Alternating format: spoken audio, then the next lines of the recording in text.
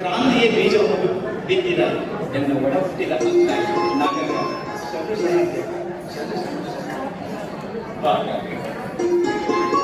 ಮಂಡಳಿಗೆ ಸ್ವಾಗತ.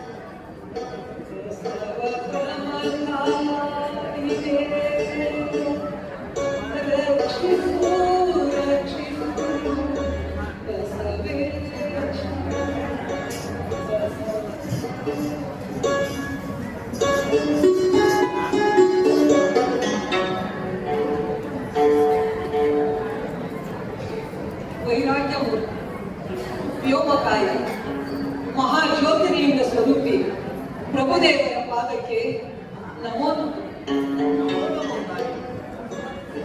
ಇಲ್ಲಿ ನೆರೆದಿರತಕ್ಕಂಥ ಸಮಸ್ತ ಅಮರಗಣಗಳಿಗೆ ನನ್ನ ಅನಂತ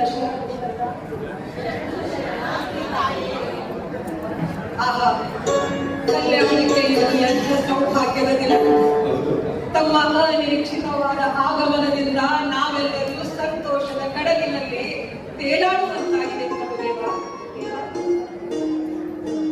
ಯಾರಿಗಾಗಿ ಬಸವಣ್ಣ ನಿರೀಕ್ಷೆ ಮಾಡಿದ್ದನು, ಯಾರಿಗಾಗಿ ಬಸವಣ್ಣ ಪ್ರತೀಕ್ಷೆ ಮಾಡಿದ್ದನು, ಆತನ ಕನಸು ಆತನ ಪ್ರತೀಕ್ಷೆ ಹುಸಿಯಾಗಲಿಲ್ಲ ತಂದೆ, ಹುಸಿಯಾಗಲಿಲ್ಲ. ಎಲ್ಲರ ಹೃದಯಗಳನ್ನು ಬೆಸೆದು ಎಲ್ಲರ ಮನಸ್ಸುಗಳನ್ನು ಕೂಡಿಸಿ ಅನುಭವ ಮಂಟಪವನ್ನ ಕಟ್ಟಿ ಜಗತ್ತಿನ ಪ್ರತಿನಿಧಿಯಾಗಿ ಶೂನ್ಯ ಪೀಠವನ್ನ ಸಂಪಾದಿಸಿ ಈ ಶೂನ್ಯ ಪೀಠಕ್ಕೆ ತಮ್ಮನ್ನೇ ಅಧಿಪತಿಯನ್ನಾಗಿ ಮಾಡಲು ಯಾವ ಬಸವಣ್ಣ 12 ವರ್ಷ ಪರ್ಯಂತ ಹಗಲೆನ್ನದೆ ರಾತ್ರಿ ಎನ್ನದೆ ಕನಸು ಕಂಡನೋ ಆ ಕನಸು ಇಂದು ನನಸಾಗಿದೆ.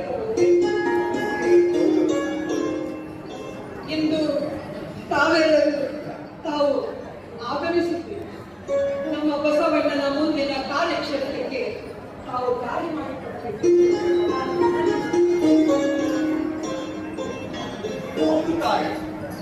ಬಸವಣ್ಣ ಬಾಲ್ಯದಿಂದಲೂ ಬಹುದೊಡ್ಡ ಕನಸಿದ್ದಾರೆ.